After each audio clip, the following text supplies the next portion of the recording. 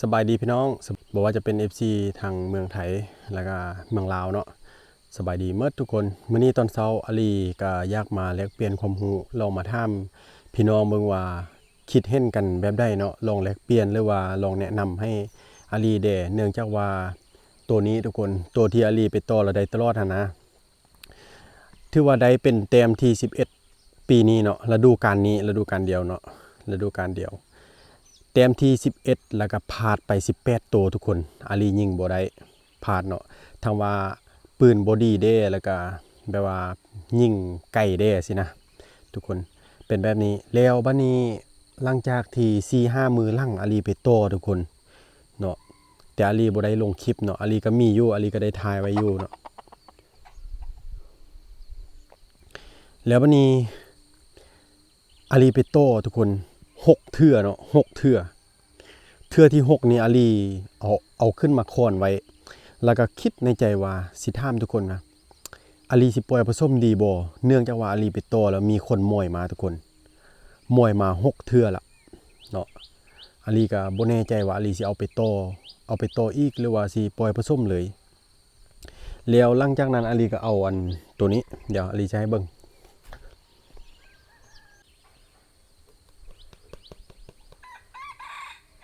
อาลีเอาองกุฎมาคอนคืนพี่น้องเนื่องจากว่าอาลีปล่อยผสมเมียมีไข่แล้วก็ฟักไข่แล้วเนาะป้าพอดีถึกจังหวะตีปีกอีกตึมตีปีกขั้นเดี๋ยวขั้นอีกแหละโอเคเนาะอาลีก็เอาออกมาผสมโมเมนต์จากผสมเอาออกมาขอนทุกคนเนาะแล้วก็จะเอาตัวนี้ไปผสมต่อทุกคนคิดว่ามันเกี่ยวกันบ่หรือว่ามันบ่เกี่ยวกันตัวนี้นะคนคิดว่ามันเกี่ยวกันบ่หรือว่าบ่เกี่ยวเนาะแปลว่าเฮาไปโตรู้สึกว่ามันม่านก่อนอยู่ในนี่นะแต่ว่าอยู่ในนี่อาลีบ่ค่อยได้เอาไปโตดอกเพราะว่าตัวนึงเนาะไก่ปลาตีละรอบสำหรับพอพันธุ์อาลีก็โตอยู่แต่โตเป็นบางครั้งอาลีโต3ครั้งพอพันธุ์ปีนี้โต3เทื่อเนาะเข้า2บ่เข้า1เนาะแล้วอาลีบ่ได้จักโตสำหรับพอพันธุ์เข้า2ตัวอาลีบ่ได้อาลีปักคืนมันมาแล้วอาลีแน่ซะแล้วแต่ว่าอาลีบ่ยิงเนาะกะว่ามันสิเข้ามาตีแล้วมันบ่ตีเพราะว่าไก่ป่ามันบ่กล้าตีเนาะมาอ้อมแอมอาลีลงคลิปไปแล้วสำหรับตัวนี้แล้วมันอาลียอมรับเลยตัวนี้นะคักขนาดไปปลานี่ตีปีกบุบแล้วก็ขั้นดีขั้นดุเนาะแต่ว่าเรื่องตีปีกนี่บ่ทอสมัยก่อนเนาะสมัยกำลังแบบขึ้นมาใหม่นะทุกคนเบิ่งตัวนี้เนาะเพราะฉะนั้นแล้วอาลีก็มาเฮ็ดคลิปลองถามความคิดความเห็นของอัน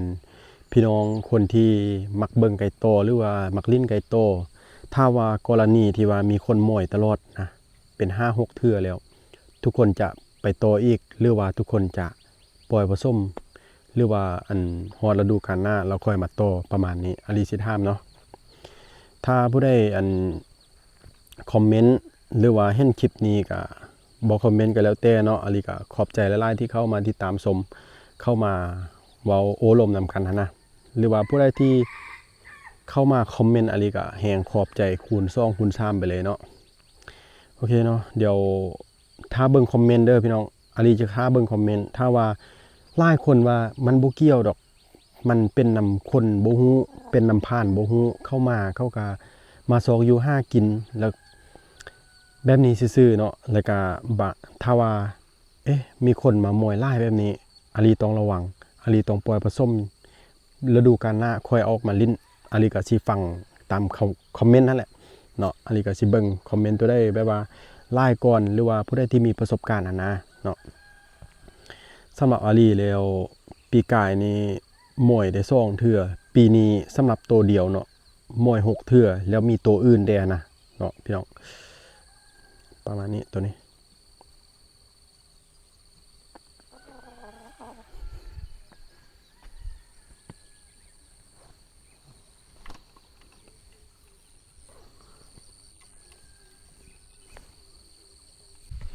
ขอบใจหลายสบายดีพี่น้องขอบใจหลาย